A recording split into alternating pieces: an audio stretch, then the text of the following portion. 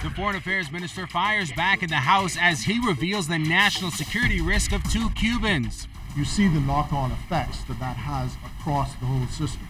Also tonight, find out why police took them to court today. And then... I'm proud and honored for Sandy Port to be a client that I get the joy of working with every day. Why is she in town and excited to be working with a local resort? And then also... I thought they would have gone to blow us out, but I'm glad they only held us by 8 points. One team makes their debut at Hugh Campbell basketball. The Bahamas tonight. The National Report starts now. Now in HD.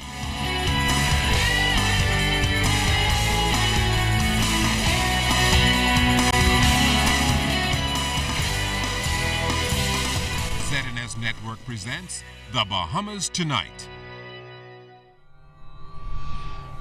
This portion of the news brought to you by BTC Every Day.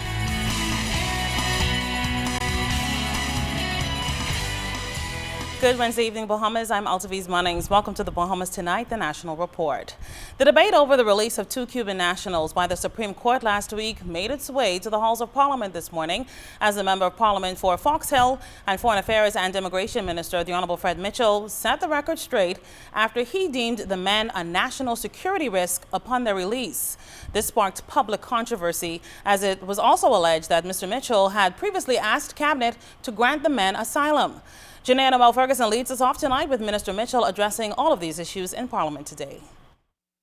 Foreign Affairs and Immigration Minister Fred Mitchell hitting back at those he claimed attempted to impugn his character after the release of 2 Cuban nationals who he deemed as a national security risk. Mitchell said the action of their lawyers ought to be questioned after he publicly prayed that Mitchell not be leader or Minister of Immigration. What transpired on television from a noted QC borders on blasphemy and mocking God. It is thoroughly shameful, and he ought to be very careful how he takes the Lord's name in vain. He also hit out at the chairman of the Free National Movement, Michael Pintard, who questioned his statements, and the editor of the Nassau Guardian for comments on his call for an investigation into the release of the Cubans. Mitchell noted that the suggestions were made that he was calling the judiciary into question. Carefully look at the statement and read the statement. I'm not talking at all about the courts. Nothing to do with the courts. Nothing to do with the courts. I'm going to say it slowly. Nothing to do with the courts. Now, House Speaker Dr. Kendall Major cautioned Mitchell not to make his comments personal. Speak to the facts, but not personal attacks. It is my responsibility in response to any matter which is made by public policy, and particularly when people attack my integrity, to use the highest forum to respond to that and to say to the Bahamian public in clear terms, that these individuals who are making these charges ought to be challenged at their essences, because it is a contempt of Parliament what they have done. Now, Mitchell also questioned how it was reported in Cabinet that a request was made for the Cubans to be granted asylum, a concern also raised by the Fort Charlotte MP. After all, it was the Attorney General's office that did not see fit to object to their release. Very well. Thank you, Honourable Member. Thank you, Honourable Member. What appeared in the press on Monday, I believe, last, were documents which, in my view, could only have been stolen out of the Cabinet. If they looked at the Cabinet paper, they would see that the invitation said as follows: authorize the release of the 2 men with an asylum certificate or otherwise. His comments prompted a response from Prime Minister Perry Christie, who sought to clarify the issue. If our neighbor does not want them, if their place of origin does not want them, then we make an effort. No one wants them. And how is it that the Bahamas, with no connection to them, have to be in a position where we have to accept them and have them walk freely around our country and taking responsibility for any manifestation of misbehavior that takes place? That is the position we're in today.